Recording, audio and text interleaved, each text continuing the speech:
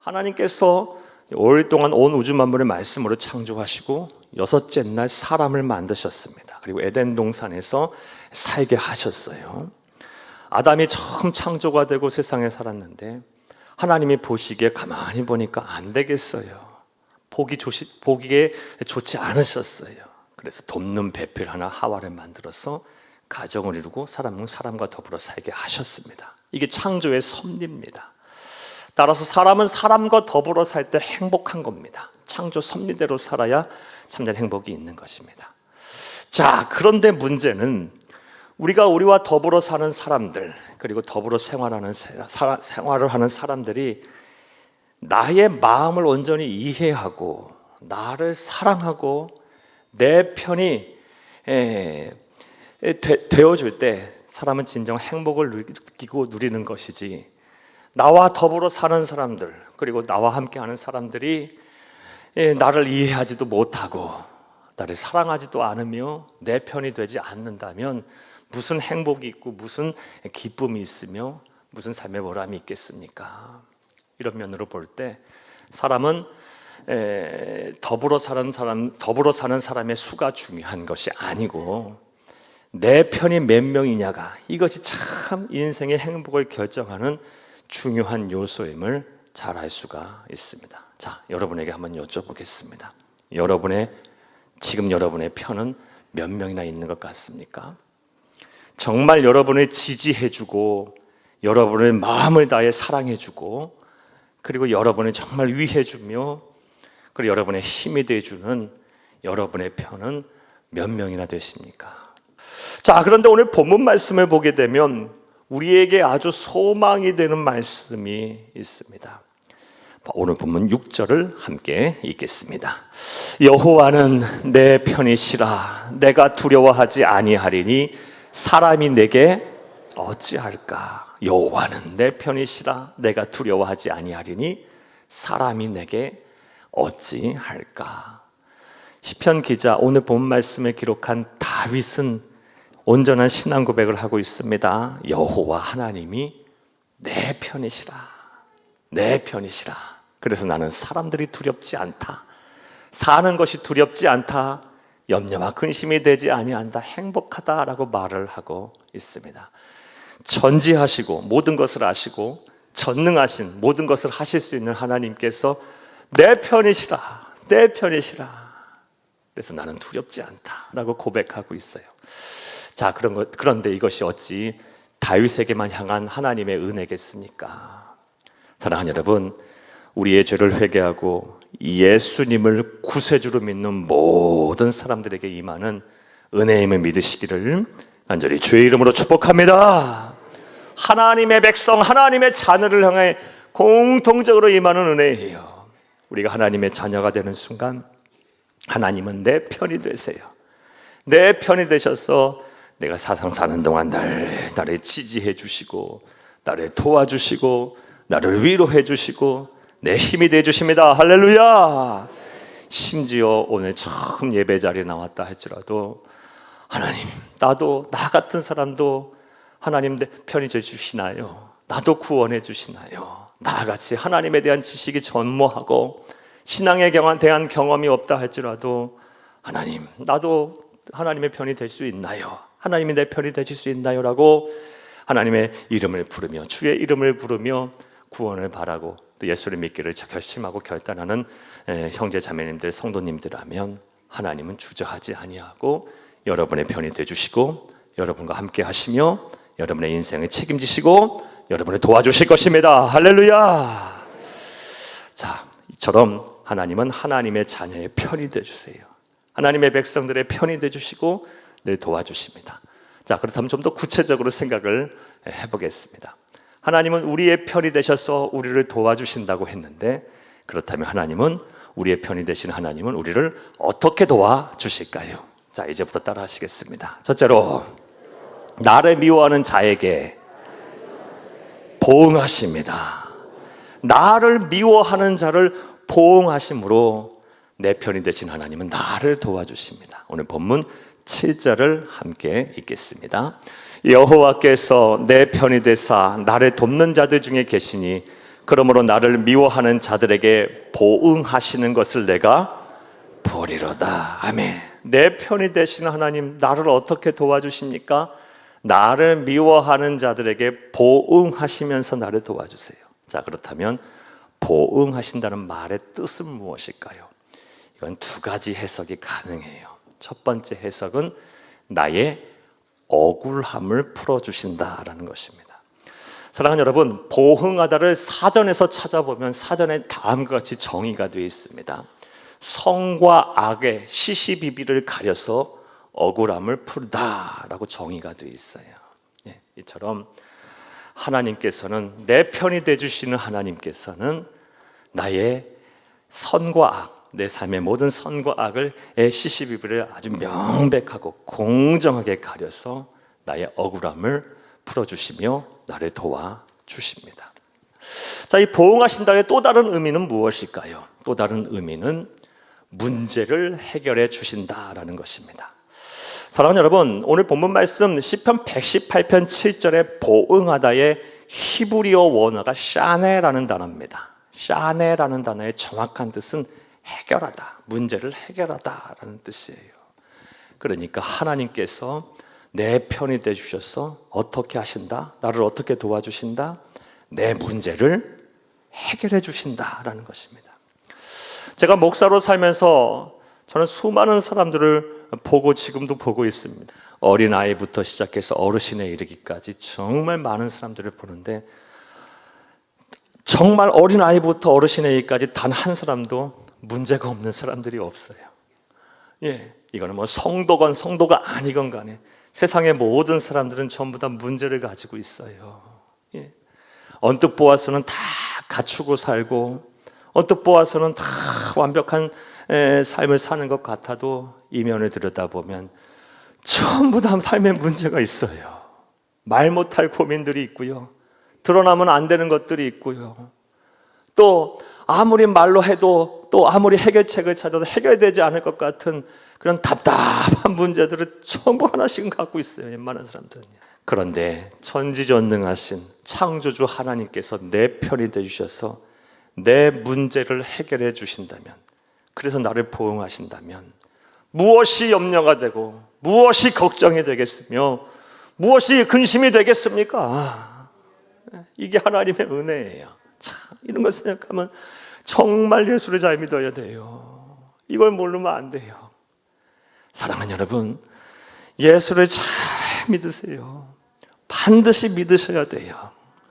오늘 예배에 처음 나왔다 할지라도 우리가 이 은혜 하나만 생각해도 우린 예수를 꼭 믿어야 될 이유가 생겨요. 사랑하는 여러분, 내 편이 되주셔서 나를 보응하시는 하나님, 내 문제를 해결해 주시는 그 하나님을 이 집에서 찾고 그 하나님을 통해서 이루어주시는 문제 해결의 은혜가 있기를 간절히 주의 이름으로 축복합니다. 축복합니다. 자, 그런데 우리 하나님께서는 문제를 해결해 주신다고 했는데 찾아오셔서 이 문제를 해결해 주신다는 것과 관련해서 우리가 주의해야 할 점이 있어요. 그것이 무엇이냐? 하나님께서 문제를 해결해 주시는 방법에 대해서 잘 알아야 합니다. 내 편이 되주셔서 하나님께서 내 문제를 해결해 주시는데 어떤 방법으로 하나님은 우리의 문제를 해결하실까요? 이것에 대한 답 또한 오늘 본문 7절에 있습니다. 7절을 다시 한번 읽겠습니다. 여호와께서 내 편이 되사 나를 돕는 자들 중에 계시니 그러므로 나를 미워하는 자들에게 보응하신 것을 내가 보리로다. 아멘. 하나님이 어디에 계신답니까? 나를 돕는 자들 중에 계시면서 나를 미워하는 자들에게 보응하신대요. 내 문제를 해결해 주시는데 하나님은 영적인 존처럼 나타나서 신의 모습으로 현현해서 내 문제를 막 해결해 주시기도 하겠지만 대부분 그렇게 하지 아니하시고 어떻게 해결하신다? 돕는 자들의 손을 통해서, 사람들을 통해서 어떻게 하신다? 내 문제를 해결해 주신다는 거예요. 여기서 돕는 자는 특별히 믿음의 형제 자매들을 말해요. 따라서 신앙생활은 반드시 교회 중심으로 하셔야 돼요. 왜 하나님께서 우리에게 교회를 주셨는가? 왜 믿음의 형제 자매들이 함께 모여 예배하고 함께 모여 교제하면서 함께 모여 신앙생활을 하게 하셨는가? 이유가 있는 거예요. 우리 주 예수님께서 말씀하셨어요. 두세 사람이 내 이름으로 모인 곳에 나도 그들과 함께 하겠다고 말씀하셨어요. 내 편이 되주시는 하나님께서 내 문제를 어떤 방법으로 해결하십니까? 교회 안에 믿음의 형제 자매들을 통해서 하나님께서 그들의 손을 통해서 그들의 삶을 통해서 그들의 지혜를 통해서 그들의 능력을 통해서 역사하셔서 우리의 문제 또한 해결해 가신다는 것입니다. 이걸 온전히 믿는 여러분 되기를 간절히 주의 이름으로 축복합니다. 또 두 번째로 내 편이 되주시는 하나님은 나를 어떻게 도와주실까요? 따라 하시겠습니다. 둘째로 나의 피난처가 되십니다. 내 편이 되주시는 하나님은 언제나 나의 피난처가 되주세요. 오늘 본문 8절에서 9절을 함께 읽겠습니다. 여호와께 피하는 것이 사람을 신뢰하는 것보다 나으며 여호와께 피하는 것이 고관들을 신뢰하는 것보다 낫도다. 아멘. 시편 118편 8절 9절은요 다윗이 그냥 한 말이 아니에요. 이 8절과 9절을 하기까지에는 수십 년의 시간이 걸렸고요, 말도 못하는 시행착오 끝에 이런 고백할 수 있었던 거예요. 수십 년의 시간 동안 수많은 시행착오를 해봤어요. 다윗의 인생이 그렇게 녹록지 않았어요. 그가 10대 후반에 왕으로 낙점을 받았으면 바로 왕이 됐어야죠. 아니요. 40세에 비로소 통일왕조의 왕이 됐어요. 사랑하는 여러분, 그런 가운데 다윗이 얼마나 자신의 이곳저곳 피난처를 찾았겠어요. 사람에게도 의지해 봤을 거예요. 지혜 있는 사람에게도 의지해 봤을 것이고, 또 아주 힘이 있는 사람에게도 의지해 봤을 것이고, 부자에게도 의지해 봤을 것이고, 정말 여러 가지 능력을 소유한 사람에게도 의지해 봤을 것이고, 성품이 아주 좋다고 하는 사람에게도 의지해 봤을 거예요. 그리고 내린 결론이 뭐예요? 여호와께 피하는 것만 못하구나. 사람을 신뢰하는 것이 아무 의미가 없구나. 고관들에게 신뢰하는 것도 아무 별 의미가 없구나. 결국 여호와 하나님에게 피하는 것이 정답이구나. 수십 년의 인생을 통해서 수많은 시행착오 끝에 내린 결론이 사람은 하나님께로 피해야 된다. 이게 바로 지혜자의, 우리 성령 충만한 성령의 사람이 내린 결론이에요. 사랑하는 여러분, 지금 인생의 풍랑 속에 계십니까? 뭔가 지금 기다림의 시간이, 그래서 여러분의 영혼이 바짝바짝 마르고 뼈가 마르며 근심과 걱정이 되십니까? 그러면 우린 지금 어디로 가야 할 때예요? 내 편이 되시는 하나님께로 피해야 될 때예요. 하나님은 우리의 피난처가 되셔서 우리를 도와주시는 분이에요. 그런데 이 또한 문제가 있어요. 하나님께 피하고 싶어요. 그리고 진리인 성경에서는 끊임없이 하나님께 피하라는 말을 계속 강력하게 권고하고 있어요. 그런데 하나님께 어떻게 피하란 말이에요? 눈에 보이지도 하나님에게 어떻게 피하란 말이에요? 하나님이 우리의 눈으로 분명 보여지고 분명 만질 수 있는 존재처럼 그 하나님의 실체가 분명하다면 그분에게 피하면 돼요. 그분의 그늘 속에 가면 돼요. 하지만 하나님은 영적인 존재이기 때문에 우리의 눈에 보이지 않아요. 피하라고는 말을 하고 있는데 어떻게 피하란 말이에요? 자, 그렇다면 하나님께 피하는 방법 또한 어떻게 해야 할까요? 이와 관련해서 이 답을 찾을 수 있는 말씀을 보겠습니다. 시편 18편 1절과 2절을 함께 읽겠습니다. 나의 힘이신 여호와여, 내가 주를 사랑하나이다. 여호와는 나의 반석이시요 나의 요새시요 나를 건지시는 이시요 나의 하나님이시요 내가 그 안에 피한 나의 바위시요 나의 방패시요 나의 구원의 뿌리시요 나의 산성이시로다. 아멘. 이 시편 18편 또한 시편 오늘 본문 말씀인 118편의 저자인 다윗이 쓴 시예요.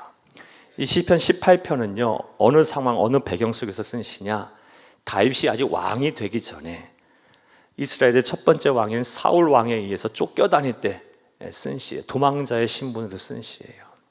다윗은 반역을 일으킬 마음이 전혀 없었어요. 왕권에 찬탈할 마음도 없었고요. 하지만 그가 그런 누명을 쓰고 광야에서 도망자로 숨어 다녔을 때 쓴 시가 바로 이 시편 18편 우리가 금방 읽은 시예요. 자, 그런데 우리가 읽어보아서 알다시피 이 시에서 지금 다윗이 염려와 근심하고 있나요? 아니요. 여호와는 나의 반석이시요 요새시요 산성이요 피할 바위시요 구원을 찬양하고 있어요. 든든해하고 있어요. 염려 근심하지 않고 있어요. 걱정 근심하고 있지 않아요. 두려움이라는 거 전혀 못 느껴요. 오히려 아주 평안해하고요. 연결되는 말씀 보게 되면 아주 구원의 은혜를 찬송하고 있어요. 자, 다윗은 어떻게 이것이 가능하게 됐을까? 그가 한 것이라고는 딱 한 가지밖에 한 것이 없어요. 시편 18편 1절을 다시 한번 읽겠습니다. 나의 힘이신 여호와여, 내가 주를 사랑하나이다. 그가 한 것이 무엇이에요? 하나님을 사랑한 것밖에 없어요. 하나님을 사랑했더니 하나님께서 피난처가 되주셨고, 구원해 주셨고, 산성이 되주셨고, 피할 바윈석이 되주셨고, 요새가 되주셨고요, 구원해 주셨어요.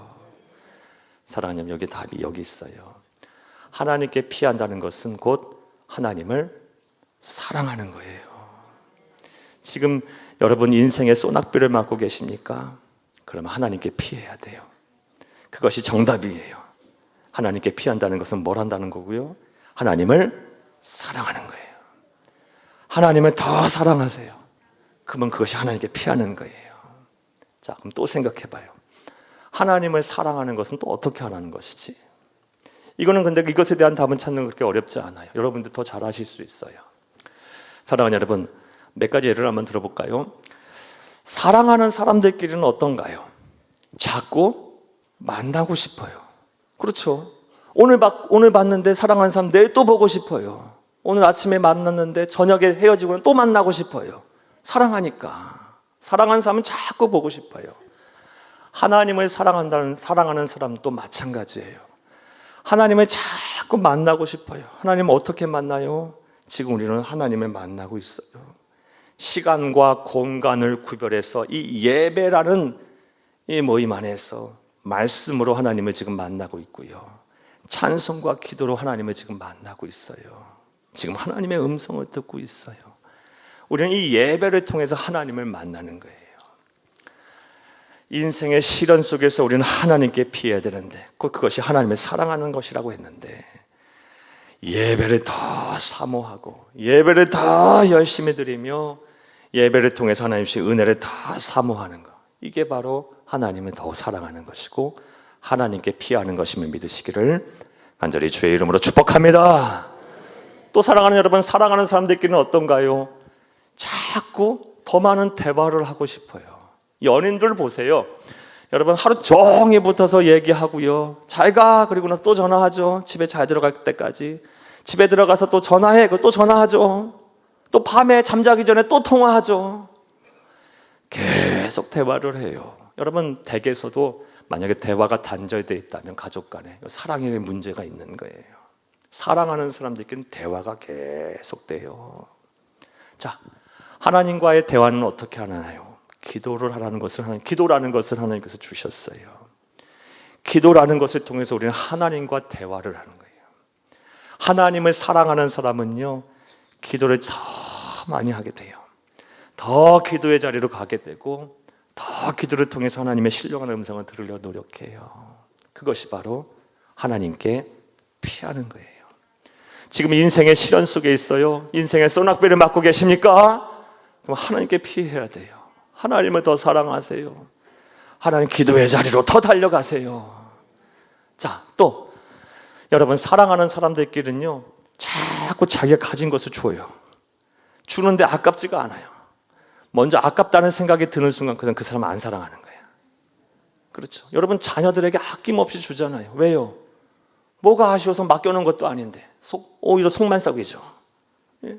그런데 아낌없이 우리 주잖아. 왜? 사랑하니까요. 부모가 자녀를 얼마나 사랑해요. 계속 아낌없이 줘요. 사랑하니까요. 하나님을 사랑하세요? 하나님께 자꾸 뭔가 드려야 돼요. 성경에 보면요, 이 작은 소자 하나에게 냉수 한 그릇 준 것이 나에게 대접한 거라고 말씀하셨고요. 그리고 그 상을 잃어버리지 않을 거라고 말씀하셨어요. 지금 가난하고 힘들고 병들고 어려운 삶을 사는 사람들 지금부터 다 열심히 도와주세요. 그들을 위로해주고 그들을 도와주고 그들의 필요를 채워주고 그들의 기도하세요. 그게 바로 하나님을 사랑하는 것, 하나님을 대접하는 것이고 하나님을 사랑하는 것이고 그것이 하나님께 피하는 거예요. 또 주의 몸된 교회를 잘 섬기는 것, 이거 예수님의 몸이라 그랬어요. 교회 몸 된 거예요. 교회의 필요를 채우고 부족한 부분을 메꾸고 내가 감당의 사명의 자리에 서 있는 거, 이것 또한 이 하나님을 사랑하는 거예요. 사랑하는 여러분, 부지런히 하나님을 잘 사랑하세요. 인생의 소낙비를 맞을 때는 피해야 돼요. 하나님께 피해야 돼요. 피하는 것은 곧 하나님을 사랑하는 것이에요.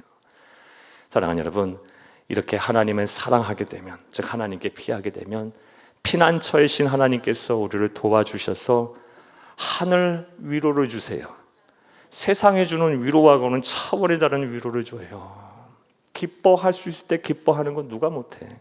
기뻐할 수 없는 상황 속에서도 기뻐하고, 감사할 수 없는 상황 속에서도 감사하며, 내 몸이 병들고 막 절망적인 상황 속에서도 오히려 소망을 찾으며 빛을 보고 하나님의 은혜를 노래하고, 가진 것 없어서 세상 다 가진 것처럼 사는 사람, 세상에 감당할 수 있는 믿음의 사람들, 이게 바로 우리가 나아가야 할 사람들의 그리스도인의 삶의 모습이고 예수님의 제자단자의 모습이에요. 우리 믿음의 선배들 다 그렇게 살았고 지금도 그렇게 살고 있고 또 우리도 앞으로 그렇게 살아야 돼요. 사랑하는 여러분, 정리해 볼게요. 자, 우리가 예수를 그리스도 믿게 되면 하나님은 우리에게 은혜를 주셔서 우리의 편이 돼 주시면서 우리를 도와주세요. 도와주시는 두 번째 방법은 우리의 피난처가 돼 주십니다. 자, 이제 말씀 맺겠습니다. 우리가 예수를 그리스도로 믿게 되면 정말 놀라운 은혜들이 많이 있어요. 여러분, 너무 중요하게 몇 가지 더 설명드릴게요. 우리가 예수를 그리스도로 믿게 되면, 구세주로 믿게 되면, 신앙생활을 하기 시작하게 되면 구원에 어떤 은혜를 주시냐? 우리의 죄의 문제를 하나님께서 해결하세요. 우리의 죄를 용서하시고 우리를 의인으로 인정하세요. 하나님께서 의인으로 인정하신다는 것은 우리를 구원하신다는 것과 같아요. 우리가 영생하게 돼요. 아주 기가 막힌 첫 번째 은혜죠. 우리가 무엇으로 우리가 의인으로 인정을 받겠어요? 여러분, 우리가 끝도 모르는 선행을 해야 한다면, 고행을 해야 한다면, 노력을 해야 한다면 우리가 무엇으로 우리가 의인됨을 얻겠어요? 하나님께서 값없이 우리를 의롭다 인정하신대요. 단지 하나 보는 것, 믿음으로 말미암아 의롭다 인정을 받겠다 하신다고 하셨어요. 은혜의 선물을 주세요. 구원의 선물을 주세요. 또 우리가 우리의 죄를 회개하고 예수를 그리스도 믿으면 어떤 은혜를 우리에게 주시나요? 사랑하는 여러분, 천국을 선물하세요. 영생하게 하세요. 이게 뭘 의미해요? 그리스도인들은요, 죽음에 대한 공포와 두려움에서 벗어나게 돼요. 사랑하는 여러분, 인간에게 있어 죽음만큼 가장 우리를 두렵게 하는 것이 어디 있어요? 죽음은 인간이 가진 근원적인 공포 중에 제일 최고에 있는 공포예요. 모든 문제가 거기서부터 비롯돼요. 그런데 우리 그리스도인은 죽음을 극복한 사람들이에요. 죽음은 찰나의 순간일 것이고 우리는 우리 주 예수 그리스도의 품에 안겨 천국에서 영생 복락을 누리게 될 거예요. 사랑하는 여러분, 예수를 믿는 사람과 믿지 않은 사람들의 가장 극명하게 갈리는 차이는요, 이 세상을 떠날 때 보면 알아요. 예수를 그리스도 믿고 천국을 소유한 하나님의 백성들은요, 환한 모습으로 찬송하며 하나님 나라에 가는, 내 본향을 향해 가는 그런 큰 행복과 기쁨으로 하나님의 나라를 가요. 그렇지 못한 사람은 안 되겠듯이 하나님의 심판대 앞에 서게 될 테니까. 또 우리가 예수를 그리스도 믿게 된 이후에 얻게 되는 은혜 또 무엇이 있을까요? 하나님께서 우리를 자녀 삼아 주신대요. 자녀 삼아 주시는 거의 의미가 뭐예요? 자녀는 책임지신다는 거예요. 책임지세요. 우리도 자녀는 책임지려고 노력을 하잖아요. 책임지시는 은혜가 우리 가운데 있어요. 그리고 오늘 저는 여러분에게 또 다른 은혜 하나를 여러분에게 말씀드렸어요. 그것이 무엇입니까? 내 편이 되주세요. 내 편이 되주셔서 나를 위해 보응하세요. 나의 억울함을 풀어주시고 나의 문제를 해결하십니다. 나아가 나의 피난처가 되십니다. 부디 이 자리에 계신 모든 분들, 말씀을 듣는 모든 분들이 예수를 그리스도 믿어 이런 은혜와 복을 누리시기를 간절히 주의 이름으로 축복합니다.